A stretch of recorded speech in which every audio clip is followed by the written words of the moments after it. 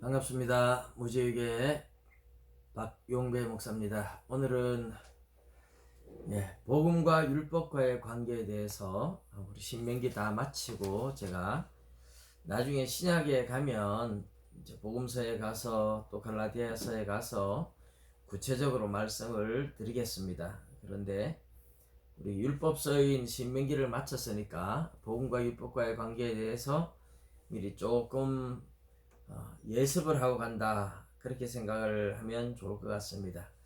자, 율법 이럴 때 율법이 성경 전체를 가르칠 때도 있고요, 토라 해서 모세 오경을 가르칠 때도 있고, 신명기만을 또 율법서 이렇게 말할 때도 있고, 아주 좁게는 십계명을 율법 이렇게 가르칠 때도 있습니다. 그런데 이 율법에 대해서 칼빈이 세 가지로 구분을 했습니다. 십계명을 하나님이 주신 근본 율법의 도덕법이라 해서 근본적인 율법이다. 그리고 이제 이 제사제도, 절기 이런 것들을 의식법이다. 그리고 예를 들어 소 한 마리를 훔치면 소 5마리 갚아야 되고, 양 한 마리 훔치면 양 4마리를 갚아야 되고, 이런 제도를 이제 시민법 또는 사회법 이렇게 말했습니다. 그 시대에 하나님의 말씀 율법을 그 시대 사회에 적용시키는 그런 것이었죠. 자, 그러면 이스라엘 백성들은 율법을 지켜서 구원을 얻더라고 율법을 구원의 조건으로 주셨느냐? 그렇지 않았어요. 그렇지 않고, 하나님이 시내산에서 이스라엘 백성들에게 언약을 맺을 때 율법을 주셨는데, 하나님이 언약을 맺기 전에 먼저 애굽에 있는 이스라엘 백성들을 건져냈죠. 구원이 먼저였습니다. 구원해 주시고 난 후에 그 다음에 이제 구원받은 하나님의 백성들에게 너희들 나와 언약을 맺고 내 백성으로 이제 살래. 내가 너희를 구원했으니까 내가 너희의 하나님, 너희들은 내 백성으로 살래. 그래서 그렇게 살겠습니다. 순종하겠습니다 하면서 언약을 맺은 겁니다. 이 언약 안에 있는 백성들에게 하나님이 율법을 주셨다. 구원받은 백성들에게 주셨다. 언약 안에 있는 백성에게 주셨다. 같은 의미로 이해하시면 됩니다. 왜냐하면 하나님이 구원을 하시고 구원받은 모든 백성들과 언약을 하셨기 때문에 언약 백성 또는 구원받은 백성들과 하나님이 율법을 주셔서 하나님의 말씀을 따라 순종하고 삶으로 복을 받게 하셨다 하는 겁니다. 자, 그런데 우리는 이 언약 안에서 있어야 이제 되는데, 그래서 언약의 율법을 어기면 하나님이 징계를 내리고, 율법을 이제 잘 지키면 복을 누리고 살고, 그렇게 이제 언약이 주어진 겁니다. 언약 율법이, 언약법 율법이 주어진 거죠. 그런데 이 언약에서 끊어지는 경우들이 있어요. 언약에서 끊어지는 경우들이 레위기서에 보면 피를 먹지 말라, 피를 먹을 때 백성 중에서 끊어질 것이다, 이렇게 말씀을 하세요. 또 우상 숭배를 하는 사람들과 그것을 용납하는 사람들도 백성 중에서 끊어질 것이다. 피를 먹거나, 그러니까 살인죄라든지 뭐 이렇게 짐승의 피를 먹는다든지, 이런 피를, 생명의 근원이 거기 있기 때문에 피를 먹지 마라. 그리고 우상 숭배하지 마라.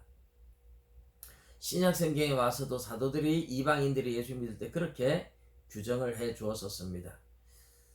그리고 할례를 받으라. 이것이 하나님의 백성의 표시니까 할례를 행하지 않으면 백성 중에서 끊어진다.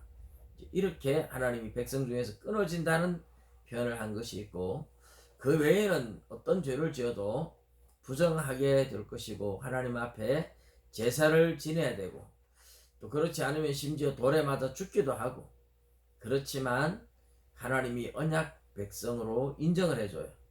언약 백성 중에서 끊어지지는 않습니다. 그래서 우리가 언약 백성에게 주신 율법인데 언약에서 벗어나는 사람들도 있다. 그래서 오늘 신약 시대에도 예수 안에 있다는, 믿는다는 것은, 믿음으로 구원 얻었다는 것은 새 언약 백성이 되었다는 의미입니다. 언약 백성들에게 하나님이 주신 이 율법이 신약 시대에 와서는 그럼 어떻게 되느냐? 역시 신약에도 하나님의 율법은 유효합니다. 근데 칼빈 선생이 나눈 것처럼 예수님이 세상에 오실 때에 이제 내가 율법을 폐하러 온 것이 아니라 완전하게 하러 왔다. 천지가 없어지기 전에는 율법의 1.1억도 없어지지 않고 다 이루어진다 그랬어요. 율법을 폐기한 건 아닙니다. 그런데 율법이 이루어지는 것을 예수님께서 이미 많이 완성을 하셨어요. 예수님이 완성하셨다 하는 의미는 십자가에 못 박혀 죽어 주심으로 우리를 이제 율법의 저주에서 건져 주셨죠. 그래서 구약의 율법 중에 제사 제도, 절기 이런 의식법들, 칼빈이 나눈 대로 의식법들은 완성이 이루어졌기 때문에 더 이상 우리가 지키지 않아도 되는 겁니다. 그리고 그 시대에 있었던 시민법, 사회법 역시 그 시대에 맞춰서 적용했던 것이고 오늘 우리 시대는 우리 시대에 맞춰서 적용하기 때문에 그 시대의 시민법이나 사회법은 더 이상 우리 시대에서 지키지 않는 겁니다. 그러나 여전히 도덕법이라고 불리는 십계명은 그 정신이 그대로 살아있는 겁니다.